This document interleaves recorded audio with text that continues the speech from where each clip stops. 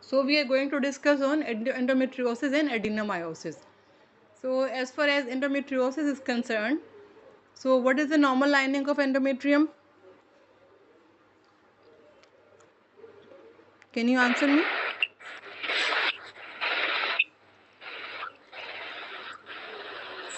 Simply, It is the columnar epithelium. ठीक है? And this columnar epithelium is having the glands inside. ठीक है? तो ultimately what happens कि यहाँ पे एंडोमेट्रियम ग्रो करती है, प्रोलिफरेटिव फेज में यहाँ पे कोलमनर सेल्स की ग्रोथ होती है, और यहाँ पे जो ल्यूटियल फेज होती है वहाँ पे ग्लैंडुलर ग्रोथ होती है और अल्टीमेटली सिक्रीशंस प्रोड्यूस होती हैं, और इस तरीके से ये एक जो है प्रॉपर बेड प्रिपेयर होता है for if there is going pregnancy is going to be there. ठीक है? So now as far as endometriosis is concern, then it is actually the presence of endometrium outside the normal site. ठीक है? Means कि normal तो uterine cavity में endometrium है, uterine uterus is having endometrium as a middle innermost layer, then is the myometrium, and third one is the perimetrium. So what happens that if there is presence of endometrium outside the uterine cavity, like it is present in the uterus but also present at some other sites, then it's termed as the term endometriosis, so ectopic site of endometrium. So can you tell me what are the possible sites for the presence of ectopic endometrium? tubes, ovary, Yes, it can be in the ovary, bladder, it can be in the ovary, it can be in the tubes, it can be in the cervical scar, previous uterine, it can be in the previous uterine scar. ठीक है? तो even it can be in the distant organs like lungs में भी हो सकती है, other organs में भी हो सकती है.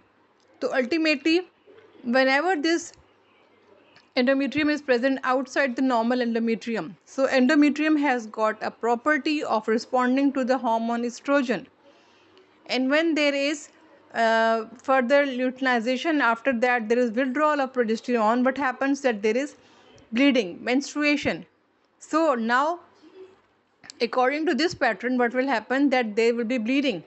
So not only from the endometrial cavity, you know कि endometrium में normal there is outflow through the vagina, वहाँ से तो इसका outflow हो रहा है, but if you talk about the fallopian tube or talk about the ovary, there is no way out, there is bleeding, and that the ovarian capsule is being expanded, and ultimately there is increased pressure, and in this way एक hemorrhagic cyst की तरह से बनना शुरू हो जाती है.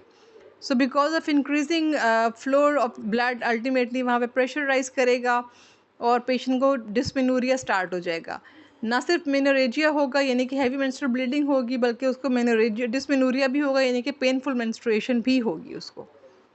ठीक है?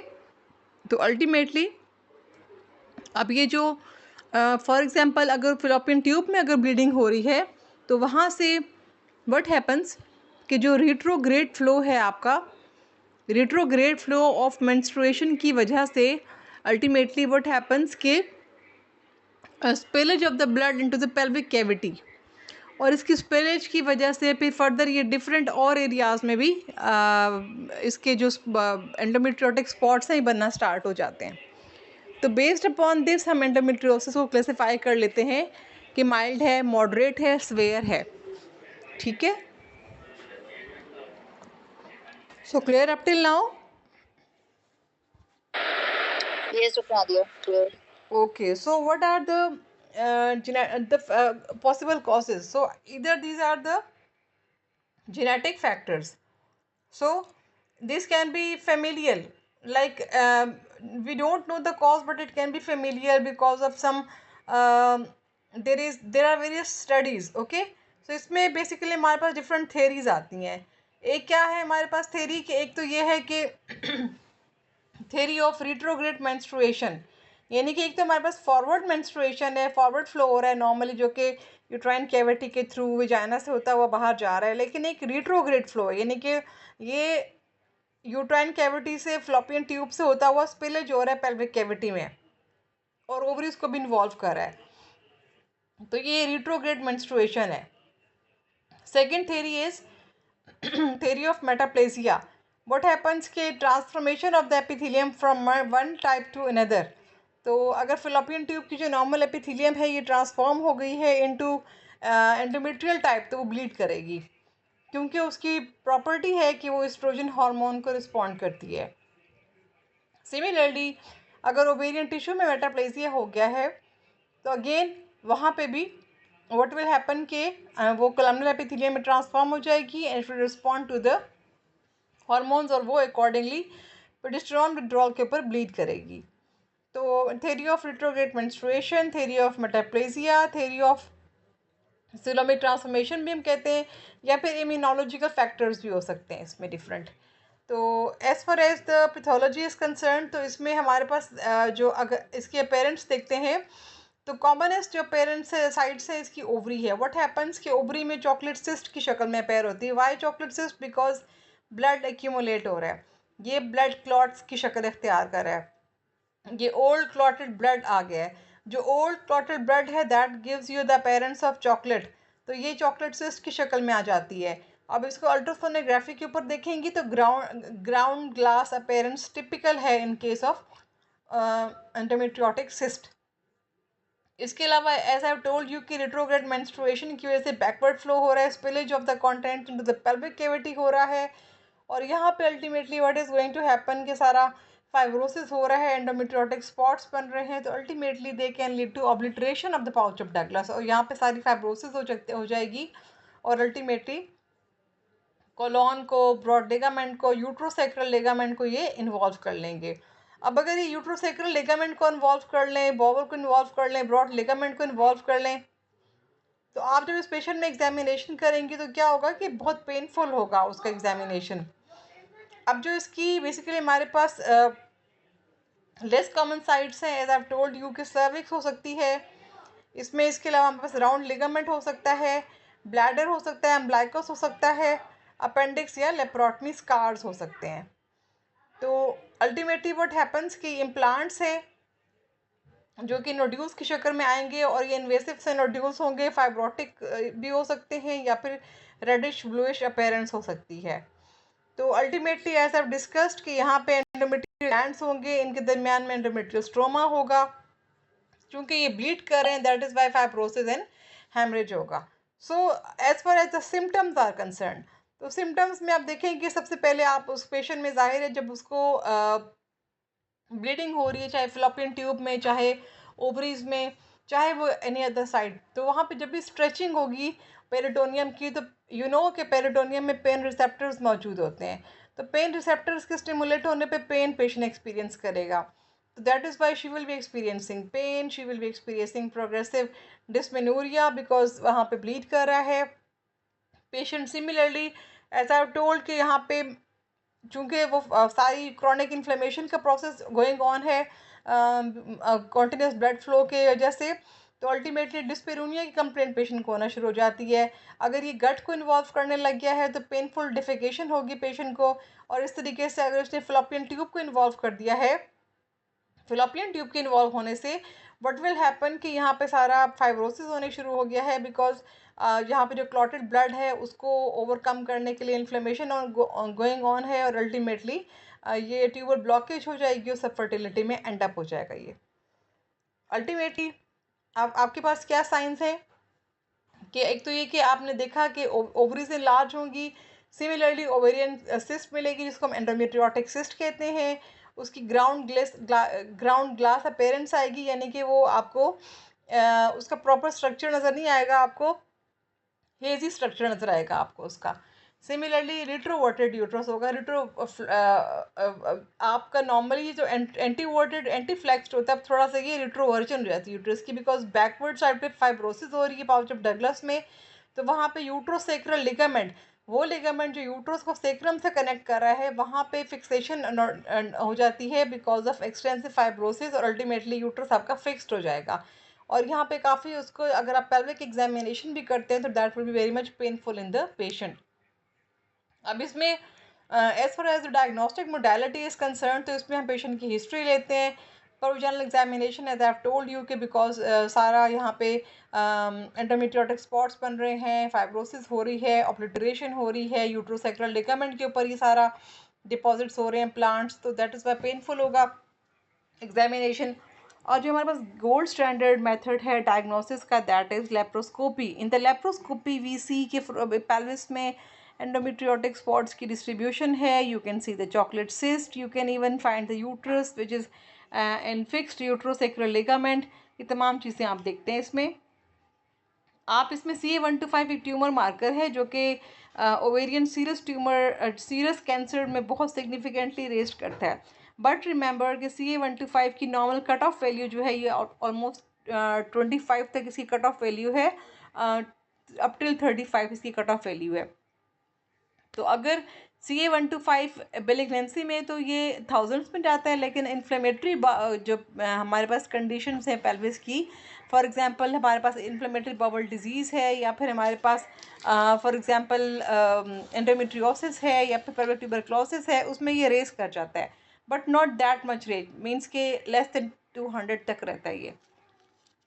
और इसके अलावा हमारा स्टेजिंग सिस्टम है। स्टेजिंग सिस्टम में हमने as I have told you कि हमने minimal, mild, moderate and severe disease के तौर पे क्लासीफाई किया है इसको। अगर मिनिमल डिजीज़ है तो यहाँ पे व्हाट हैपन्स कि ये फ्यू एरियाज इसने इन्वॉल्व किए हैं और इसको हम स्कोरिंग पॉइंट्स देते हैं। इसको अभी इतना याद करने की आपको ज़रूरत नहीं है। बेसिकली हमने डिफरेंट एरियाज़ में इसको डिवाइड किया हुआ होता है कि आपकी जो फिलोपियन ट्यूब है उसमें कोई फिल्म में पेरेंट्स तो नहीं है, इसके अलावा ये obliteration of the pouch of Douglas तो नहीं हो रहा, इसके अलावा ये कि आपके पास जो सारा पेल्विस है यहाँ पे इसकी डिस्टिंक्ट स्प्रेड तो नहीं है, उसकी बेस पे आप इसको minimal, mild, moderate and severe disease पे क्लासीफाई करते हैं। अब आपका डिफरेंशियल डायग्नोसिस क्या है कि चूँकि हमने बताया है कि यहाँ पे सारी आपकी जो पेल्विस है वहाँ पे ऑब्लिटरेशन, फाइब्रोसिस एक्सटेंसिव हो रहा है, और आपकी जो ओवरी है उसमें भी चॉकलेट सिस्ट बन रही है। चॉकलेट सिस्ट के अंदर लॉक्यूलेशंस होती हैं। जब भी आपको कोई सिस्ट में लॉक्यूलेशंस मिलती हैं तो आपका सस्पिशन ये होता है कि मेलिग्नेंसी ना हो, that is why malignant ovarian tumour से डिफ्रेंशिएट करेंगे आप इसको। सिमिलरली कोई mass, inflammatory mass like tubo ovarian mass है, उसके लिहाज से भी आप इसको डिफ्रेंशिएट करेंगे। और third one is adenomyosis. What is adenomyosis के invagination of the endometrium into the myometrium, तो उसमें भी पेशेंट जो है वो डिस्मेनोरिया की कंप्लेंट करती है, लेकिन उसका पेल्विस ओवरऑल बाकी ठीक होता है। अब इसमें हम लोगों की मैनेजमेंट क्या है, एक्सपेक्टेंट भी हो सकती है, मेडिकल भी हो सकती है, सर्जिकल भी है। जो आपकी गाइडलाइंस है उसके अकॉर्डिंगली एंडोमेट्रियोसिस की मैनेजमेंट को उन्होंने दो एस्पेक्ट्स में डिवाइड कर दिया है। जैसे कि if your patient wants, it depends upon the concern of your patient. Either your patient wants management for pain or your patient wants management for conception. अगर पेन की मैनेजमेंट है तो then you can give non steroidal anti inflammatory drugs दे सकते हैं आप उसको, या फिर उसको आप ओरल कॉन्ट्रासेप्टिव पिल्स दे सकते हैं जो कि आप कॉन्टिन्यूस देंगे। आपने इसको मेनोपॉज की एक तरह से मेंस्ट्रुएशन को सिजेशन स्टॉपेज करना है, सो दैट ना ही ब्लीड करेगी और ना ही वो एंडोमेट्रियम जो है वो उस तरीके से इसकी पेनफुल उस तरह से इसकी लीजन्स एक्सटेंड करेंगी। तो इस तरीके से आपने कॉन्टिन्यूस OCPs दे देनी है, या फिर सिमिलर आप रोल अचीव कर सकते हैं बाय GnRH एनालॉग्स के थ्रू। GnRH एनालॉग्स भी आपने जब दिए तो वो उसने जो आपका पिट्यूटरी एक्सेस उसको सप्रेस कर दिया, और सप्रेशन के बाद अल्टीमेटली क्या हो गया, सूडोमेनोपॉज क्रिएट हो गया, और इस तरीके से ना ही मेंस्ट्रुएशन होगी ना ही डिजीज़ आपकी प्रोग्रेस होगी। तो इस तरीके से आप पेन को लिमिट कर सकते हैं। But on the other hand आपकी पेशेंट अगर for example she wants to have to conserve the fertility, तो इन दैट केस क्या करेंगे आप, इन दैट केस उसमें अर्ली कंसेप्शन को इनकरेज करेंगे इन अ वे कि अगर माइल्ड एंडोमेट्रियोसिस है तो आप उसमें ओव्यूलेशन इंडक्शन दे सकते हैं, या फिर आप उसमें इंट्रा यूट्राइन इंसेमिनेशन कर सकते हैं कि आप यूट्रस में खुद से स्पर्म्स को इंजेक्ट कर दें। और अगर वो मॉडरेट टू सिवियर हो जाता है तो इन दैट केस हम पेशेंट को यूजली एड्रेस करते हैं कि आपके पास IVF is the best modality in that case. तो अगर आपकी पेशेंट जो है फॉर एग्जांपल उसको पेन है और उसको फैमिली कंप्लीट है और उसको एडवांस्ड एज ग्रुप में उसको परमानेंट सोल्यूशन चाहिए फ्रॉम दिस एंडोमेट्रियोटिक पेन, तो in that case we suggest कि आप बायोलेटरल सार्पिंगो ओफरेक्टमी कर दें। बायोलेटरल सार्पिंगो ओफरेक्टमी से ये फ़ायदा होगा कि पेशेंट में जो ओवरीज होंगे नहीं तो डिजायर एंडोमेट्रियम ब्लीड नहीं करेगी और उसको रिस्पॉन्ड भी नहीं करेगी। Ultimately patient will be pain free. तो हमारे पास इस तरह से जो मैनेजमेंट ऑप्शंस हैं अकॉर्डिंग टू द गाइडलाइन वो डिफरेंट हैं कि हम उसको डिपेंड करता है कि whether we want to relieve the pain और we want to relieve the और the patient wants to conserve the fertility. तो आपने अगर पेन को रिलीव करना है तो पेन को ही एड्रेस करेंगे, और अगर उसकी फर्टिलिटी कंसर्न है तो आपने उसको ओव्यूलेशन इंडक्शन पे इन द मिनिमल डिजीज़, और इसके अलावा आपने आईयूआई पे माइल्ड डिजीज़ पे, और आपने आईवीएफ के लिए उसको फर्दर रेफर कर लेना है in case of moderate to severe disease. तो ये आपकी मेन इसकी जो मोडेलिटीज़ थी मैनेजमेंट की वो आपने देख लेनी है। और as I have told you कि जो हमारे पास गोल्ड स्टैंडर्ड टेक्निक है for the diagnosis of endometriosis is basically the laparoscopy. Laparoscopy में आप उसके एंडोमेट्रियोटिक स्पॉट्स देखते हैं कि कहाँ कहाँ डिपॉजिट हो रहे हैं, उसके अकॉर्डिंगली आप डिजीज़ की स्टेजिंग करते हैं। और सिमिलरली आपका जो लेप्रोस्कोपिक प्रोसीजर है that is not only diagnostic but therapeutic as well, in such a way कि आप एडहेजियोलाइसिस करते हैं, जहाँ जहाँ एडहेजन्स बनी हुई हैं उनको ब्रेक डाउन करते हैं, एडहेजियोलाइसिस करते हैं, और साथ में ही आप ट्यूबल पेटेंसी टेस्ट चेक कर लेते हैं ताकि कोई ट्यूब ब्लॉकेज है तो उसको आप एसेस कर सकें, और अगर कोई एंडोमेट्रियोटिक सिस्ट है तो उसको आप सिस्टेक्टमी करके रिमूव कर देते हैं। तो अल्टीमेटली आपने ये कहा कि according to the guidelines it is very important to individualise the patient and the choice of therapy. It must be tailor to the degree of symptoms क्या है, पेशेंट की एज क्या है और इसके डिज़ायर्स क्या है, and this is point is according to the guideline new guidelines. ठीक है। और प्रोग्नोसिस में क्या है कि बेसिकली रेकरेंस रेट चूँकि इसका बहुत हाई है, दैट इज़ वाई हम इसको मेडिकल मैनेजमेंट पे अगर रखते हैं तो we will tell the risk about the recurrence. और इसमें हमने पेशेंट को फर्टिलिटी बेरिंग एज ग्रुप पे जल्दी अर्ली कंसेप्शन क्यों इनकरेज की है, बिकॉज जब पेशेंट को प्रेगनेंसी होगी तो she will be having 9 months amenorrhoea. अब 9 months एमेनोरिया होगा तो ऑटोमेटिकली डिजीज़ रिग्रेस कर जाएगी, स्टॉप हो जाएगी, पेन नहीं होगा पेशेंट को। और सेकंड नंबर पे अगर वो कंसेप्शन नहीं चाहती तो फिर हम उसको डेफिनेटली जो पेन के लिहाज से मैनेजमेंट ऑप्शंस हैं उसको चूज़ करेंगे। और इसके अलावा ये है कि बेसिकली ओसीपीज़ अगर साइकिल इरेगुलर है तो उसमें रिकमेंडेशन है। और बाकी हमारे पास इसका मेन जो एंडोमेट्रियोसिस के बारे में था point I have discussed with you. So any query regarding to endometriosis? Doctor Nadia, इसकी गाइडलाइंस होंगी आपके पास लेटेस्ट?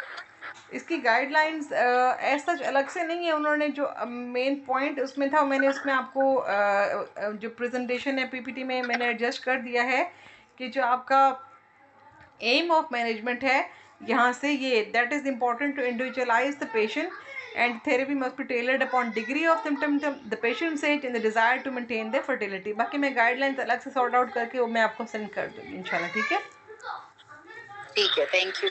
तो ये सारा टॉपिक एंडोमेट्रियोसिस का था। थोड़ा सा ये टॉपिक ज़रा इन डिटेल स्टडी करने वाला है, आई थिंक आप इसको स्टडी कर लें आज इंशाल्लाह। Then next class is scheduled on Friday, तो हम इंशाल्लाह उस क्लास में एडिनोमायोसिस कर लेंगे इंशाल्लाह। और ये मैं अभी ड्यूहर्ट्स और ईबीएम से करूं? जी, आप ये जो मैंने पीपीटी तैयार की है मैंने दोनों बुक्स को देखते हुए की है, आप इसमें से भी कर लें, प्लस आप जो एक बुक इन दोनों में से एक बुक आपने ईबीएम रखी हुई है ना, तो आप ईबीएम को रख के उसमें ड्यूहर्ट्स की चीज़ें कुछ ऐड कर लें। ठीक है, और ये पॉइंट्स लाजमी ऐड करें कि according to NICE guidelines the patient is individualized according to the desire कि whether she wants to be relieve from the pain और शी वॉन्ट्स कंसेप्शन, उसके अकॉर्डिंगली हम उसको मैनेज करते हैं। ठीक है, okay fine. Any other question? No. चलें ठीक है, should I end the class now? जी ठीक है। ओके, अल्लाह हाफिज़।